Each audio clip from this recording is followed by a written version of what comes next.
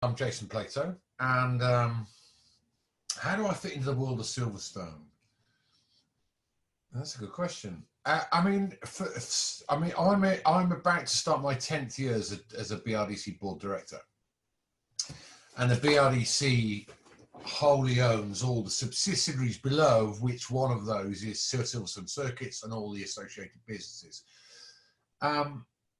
And do you know what? I can remember getting a call from Derek Warwick, Ian Titchmarsh, and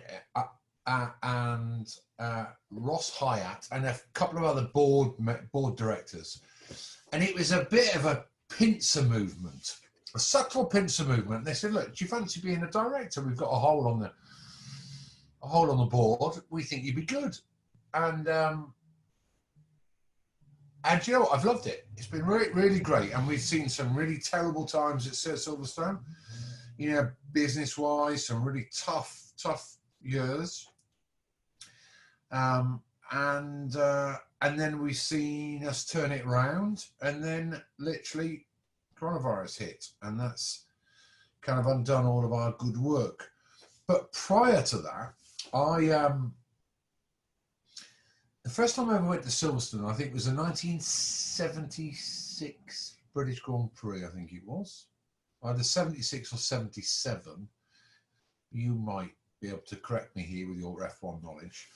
And I went with my dad, and I'm pretty sure Hunt won it. 77. Was it 77? Yeah. That was the first time I went. And then the second time I went was when I was in karting, I was sponsored by TWR, by Tom Walkinshaw, and Tom used to import a brand of helmet called a GPA, which is a French helmet, and my all-time hero was Gilles Villeneuve. He wore one. So anyway, I wrote to Tom, and I managed to get a deal.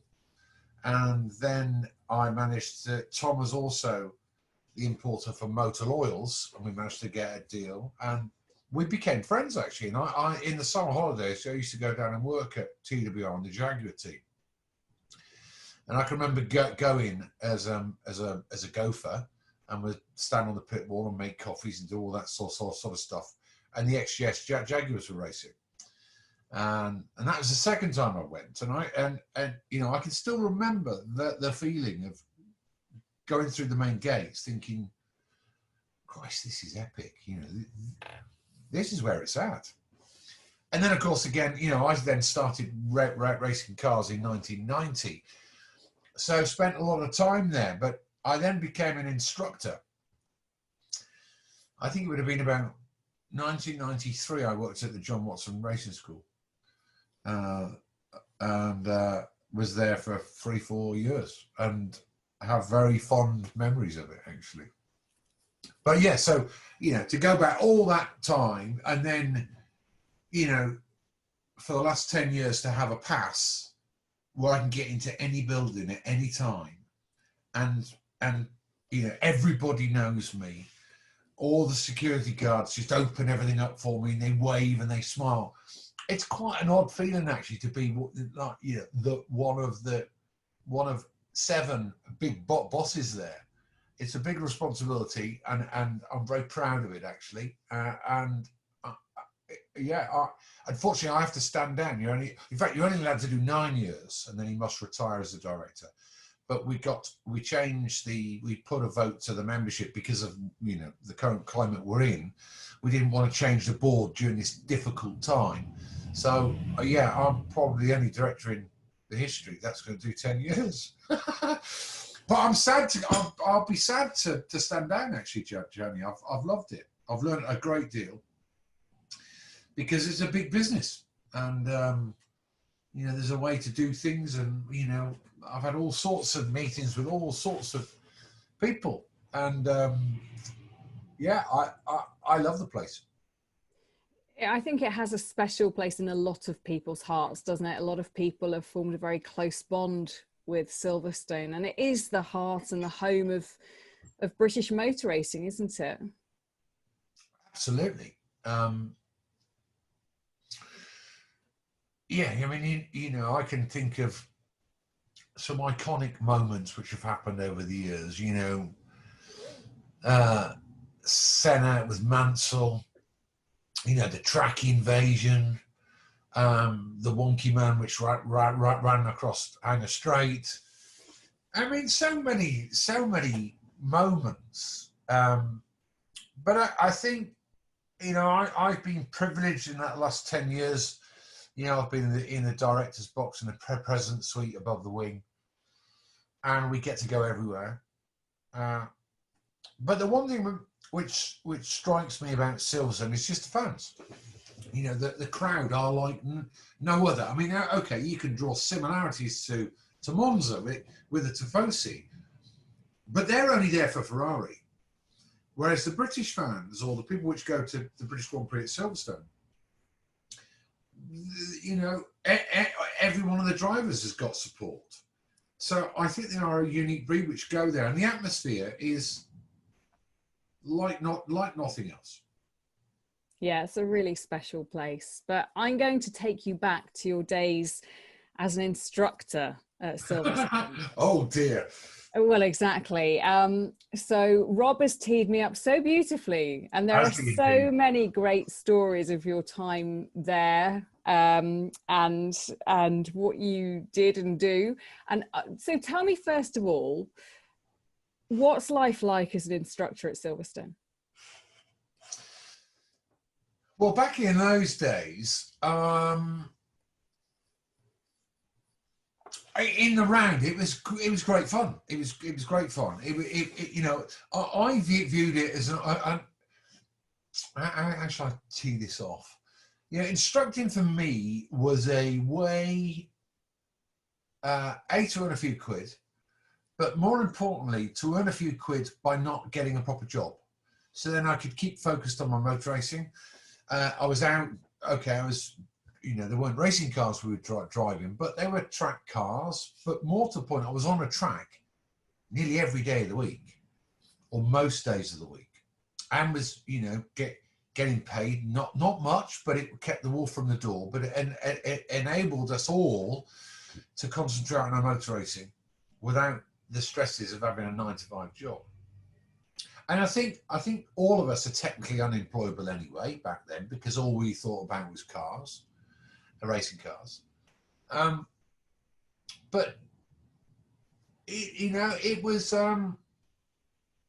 they were great days. There were great camaraderie between the instructors, and I guess out of the core bunch, you know, there'd be, on the very big days, there'd be maybe 30 odd instructers.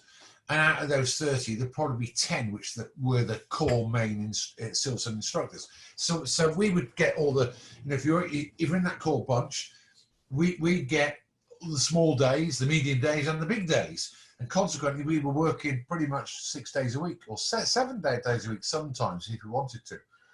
And the camaraderie between that main core bunch was great. You know, we all got on.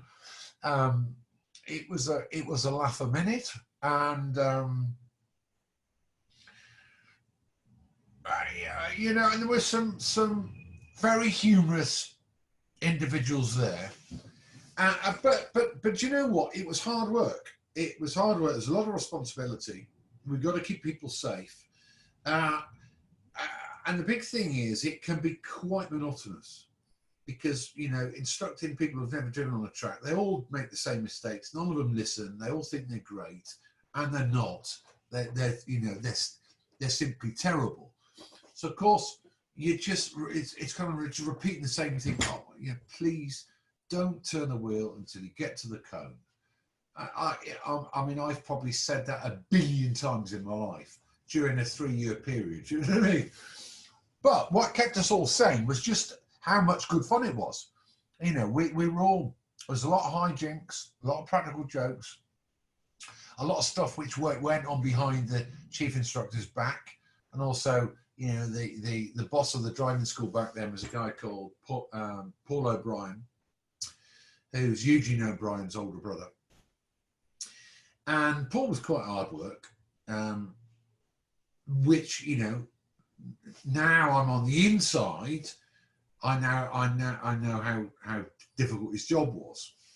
But nevertheless, he was quite hard work. So there was a lot of stuff which went on, which nobody really upstairs knew was going on, and that kept us sane. So yeah, you know, great days. Very fond of, you know, a few of the instructors from the old days. So tell me the one about you fainting in the briefing sessions. I see now. I'd forgotten about that, but I've remembered it. If I remember right, we used to do this just to get a ride, just for shits and giggles. Is that would that be about right? Is that what Rob's told you? Yes, I think so. Are there any pretty ladies involved in this? Because obviously back in those days, we were all single, young, virile, handsome men. And look at us now, we're all a bit knackered now. No comment. Do you know what? I do recall fainting once, or pretending to faint, in front of a really attractive girl. And it was a killer line, so I thought, but now looking back, it was awful. And I fainted, pretended to. She kind of came to my aid. And she said, "You okay?" I said, "Yeah, it's fine, I've just fallen for you." but that wasn't like a serious chat-up line. It was just for the lads' entertainment. Oh my goodness me, that's it's amazing. A shocker, that, isn't it? I mean, yes. Please don't say that you're now married to her. Oh, thank God. Thank God someone would have me.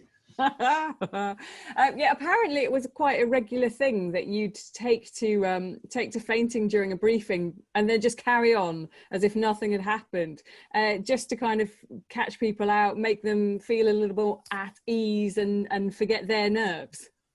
Yeah, we used to do lots of things. You know, I can remember my old man, when I started karting back in, 1980. He was he was like the dealer principal of a BMW dealership in the Northeast. And I can remember, well, basically this car was, someone owed him a couple £100, didn't want to pay him the readies. They had a racing car. He said, "Well, I'll have that instead." And basically he bought it, or you know, contraed it, so that him and his service manager could run around the petrol pumps on a Sunday when the garage was closed. Because back in those days, all garages were shut. Anyway, I used to spend basically most weekends down at the garage, either helping out, helping lads in the workshop, or whatever. And then on a Sunday, we'd go down there, we'd get the car going. And I can remember my dad showing me one Saturday, and him and his sales manager were giggling, and it was like an in-joke. And I said, "Look, what's going on?" And he basically said, "Look, this potential customer's going to come in. I'm going to walk him round the showroom in a figure of 8 backwards. Watch." I'm like, "What?" And anyway, my dad, because he was a salesman, was really interested in how you can do things to people without them knowing you're doing it to them. Anyway, he did. He walked him round. So I became quite interested in this. And one of the things we used to do at the racing schools during the briefing, of which there's quite a lot of information to get across to, you know, an audience of say 20 people, particularly on a corporate day when they all know each other. And I don't know if you've ever done, you know, when you go skiing, you get skiing lesson, or you go water skiing, you don't really listen, do you? You miss lots of juicy bits of information. Well, I just talk during this, you know, if I was running the briefing, I just start talking absolute nonsense and say things like, you know, when you get in the single seat, the first thing you've got to do is you'll find 2 big bits of cheese behind you. You've got to pull them to the side, and it just used to wash over people's heads.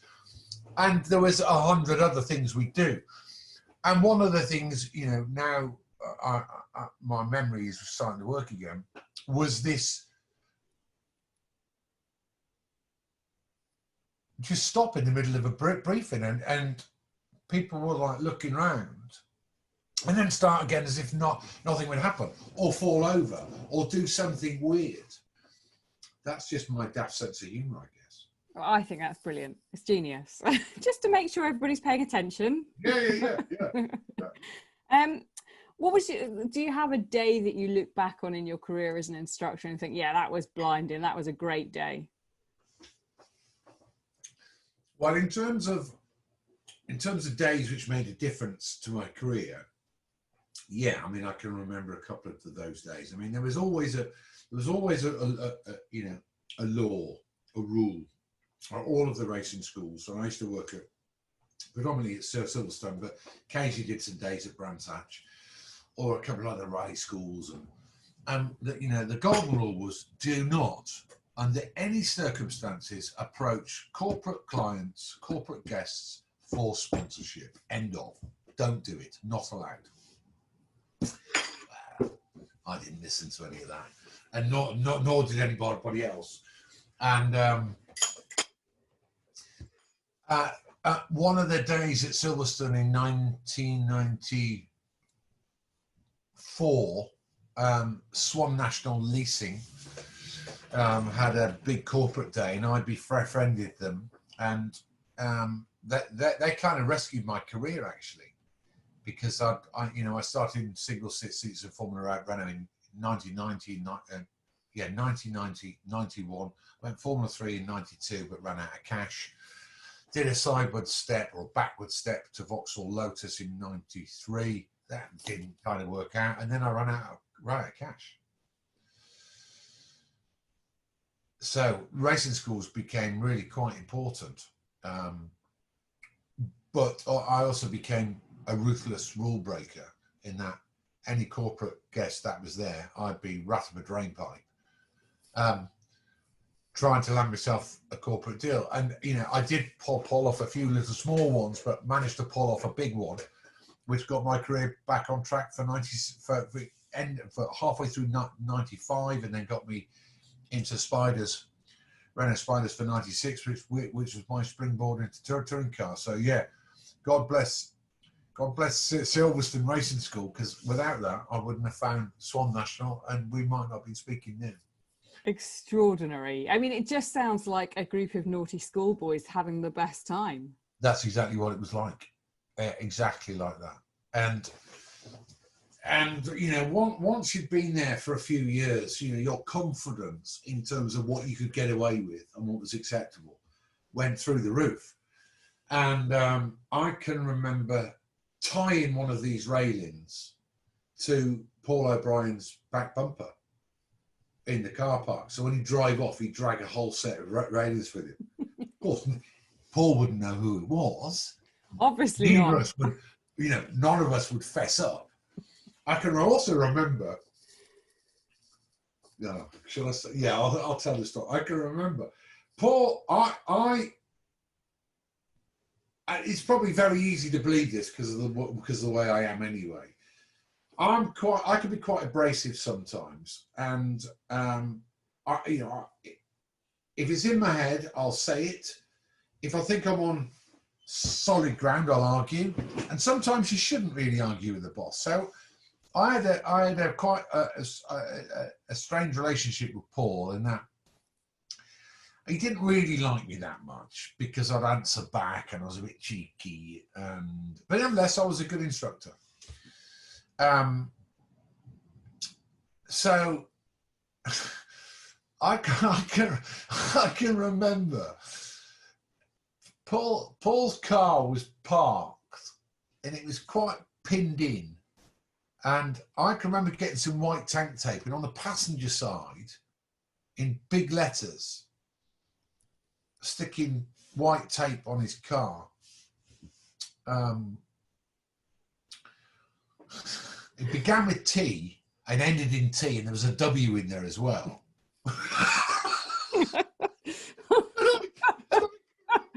Sticking this on, and lo and behold, we'd all be kind of hid in the hangar, watch Paul go, and off he went. Paul was like an hour drive home, and he was none the wiser. And guess what? He came back the next day and he was still on there. So yeah, I can remember that. That's yeah. I'm probably not recommended to do now. No. I mean, those were the old days, and you know, very much like it's very serious now. You know, and it was less so serious in those days. You know, you're allowed to be fun. It's okay. It was great fun. It was great fun. Okay. Yeah, I mean, you know, we had an absolute ball, and you know, I also had there was you know, not my first love, but I had quite a serious relationship with a girl which used to work at Silverstone, actually, a guy called Sue, and so I used to just, you know, at some point during this period of time, I was with Sue. We kind of lived together just around the corner in Silverstone Village. So yeah, it's been quite a big part of my life at Silverstone. Everybody loves to know a good celebrity story when it comes to the instructors, because you know, everybody goes and all these stars get to drive in fast cars. Now I hear you have quite a good story when it comes to I know Girls Aloud. Absolutely. I still every now and then watch the clip on YouTube. It was a fifth gear film. Well, first of all, I got the call from production. They said, look, are you available on this date? It's the only day we can do it. We think we might have Girls Aloud, and what we want to find out is which member of the band is the fastest. Absolutely, I'm free. So the plan was I would do some instructing in first off in a skid car. Then I'd go in a 911, Porsche 911, of which I would drive, and then instruct them. Then they'd all get the same amount of tire time in the car. Then we get the stopwatch out. But we also get the stopwatch out on both the skid pan to see who was good at that, and also on the lap times. And this was around the international circuit. Or the South Circuit, no, not the International, the South Circuit. And whoever was the fastest would get to drive a Lamborghini, which we'd organised from Lamborghini UK. Was it an Aventador? It was a big fast thing, proper big fast thing. Anyway, they were bringing it up. So anyway, I get there early doors. No Girls Aloud. Like, where are they? Well, they're in makeup. Well, what do you mean they're in makeup? We're filming outside. We're not in the studio. And they were in makeup for an hour. Anyway, they then breezed in with, and this was my first experience of being with at that time, I guess they were the world's biggest pop band. God, the amount of people they had running round after them. I mean, literally, it was unbelievable. And bear in mind, they're kids. They were just young girls, and you know, almost people would be feeding them things. In fact, you know, they couldn't even pick up a sandwich. Someone would feed it to them. It was hilarious. But anyway, we did this setup in the driving centre. We were all kind of sat around in a little circle. I walk in, introduce myself, meet all the girls, and then explain to them what's going on. And anyway, we started this little piece to camera, if you like. And Cheryl's not there. And I'm like, oh Christ. I said, where's Cheryl? And then I forget all the names actually. But the little Irish young lady, I can't remember her name, it's got quite a very strong Irish accent, said, oh, she's gone to the loo, which I turned around to camera and said, oh, Cheryl's just having a poo. Right? Not thinking they would put that out in the edit, but they did. But unbeknown to me, one of their many entourage had told Cheryl that I'd said that and the cameras were rolling. Anyway, she gets back She's not happy. She's gone Mardy. She's in a mood. Anyway, she doesn't want to do it. So she's going, no, I'm not doing it. So she goes basically for the rest of the day and sits in their crew bus. I'm like, oh, really? Anyway, we had an absolute blast. Sarah Harding, who, you know what it's like. You know when you meet a bunch of strangers and there's one you click with. We just got on and we had a hoot. She was as mad as a box of frogs, really aggressive in the car. But do you know what? She was okay. She would listen. And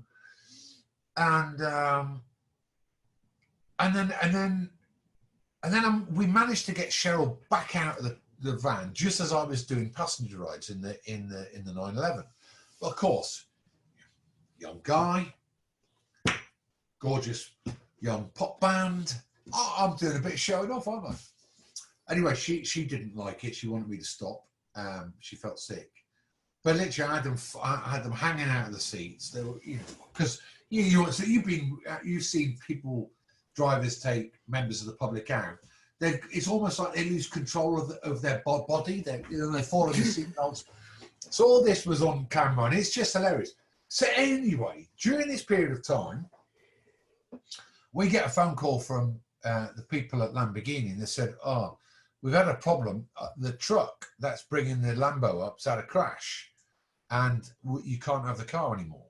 I'm like, "Oh, okay." So I've said, "Don't worry. I know the people at Silverstone really well. I'll go and ask if we can borrow one of their Ferraris," of which we do. And I have to beg, plead, and borrow, and say, "Look, come on, it's good. We'll make sure the branding stays on the visor strip. It'd be good for Silverstone. Yada yada yada." There we go. There's our newest 355 Ferrari, JP. Look after it. Yeah, no problems. So anyway, we're now in the car park outside the driving centre. We've done the reveal. Sarah Harding is the fastest member of Girls Aloud. Therefore, you get to drive this Ferrari. Wow. So anyway, she gets in the Ferrari and it's a left-hand drive. I'm on the right side, she's on the left. And we're in a little parking bay. Basically, she just has to turn left, go past the main entrance to the driving centre, of which their little crew bus is parked just after the entrance. So she needs to go to the left-hand side of that, onto the interior road, out down the Stowe to get on the track. So I'm kind of like thinking about how we're going to tee this up, thinking about my first piece to camera. I'm not going to, address the camera until we're out on the track. So I'm just thinking, right, okay, get my head in gear. I said, right, okay, so let's, because she knows the road by now, because she's done it 3 or 4 times during the day. I said, yeah, if you just drive here, left and down to Stowe. I'm making some notes on my clipboard and reading a bit of my script of things that I need to, nuggets of information I need to get across. And the next thing, I've just felt she's absolutely gunned it. And I've looked up and we're now heading straight towards the back of their crew bus, of which all I could do was like grab the wheel and just put it out of the way. But she literally just launched all my side of the Ferrari into their crew bus. And guess who was in it? Cheryl. So she was pissed off about that. But yeah, but all the bigwigs for Silverstone were there in the driving centre watching this unfold. Well, of course, now, I mean, I'm in pieces, literally in pieces, but now the cameras are rolling, so I've now got to perform as we get out of the car. Rather than look at the Silverstone people and go, "Look, I'm ever so sorry about that," try and explain it, I've now got to be a performing monkey. So I've just leapt into, you'll never guess what she's just done, trying to capture this moment on TV. It was horrific. Very funny. Very funny. Mm. But yeah, she just got a bit discombobulated with it being a left-hand drive. So yeah, one brand spanking new Ferrari with the front bumper was done, the door was gone, the wing was gone, the rear 3/4 was done. Or, I mean, the whole side of the car was taken out. Yeah. Did you just take it back to Ferrari and go, thanks very much, bye? No, it's Silverstone's car. It was their own car, their brand new track car for doing passenger writing. I did not go to plan. No, it didn't. But do you know what? It got millions of hits on YouTube. So Silverstone were ultimately happy in the end. And yeah, dear God. Yeah, never work with children, animals, or Girls Aloud. Well, I haven't, so I'm all right. Huge, you see. I'm gonna have to wrap things up. But what would you say is your, I suppose, your all-time favourite memory of being an instructor at Silverstone and those kind of heady days of celebrities and stitch-ups?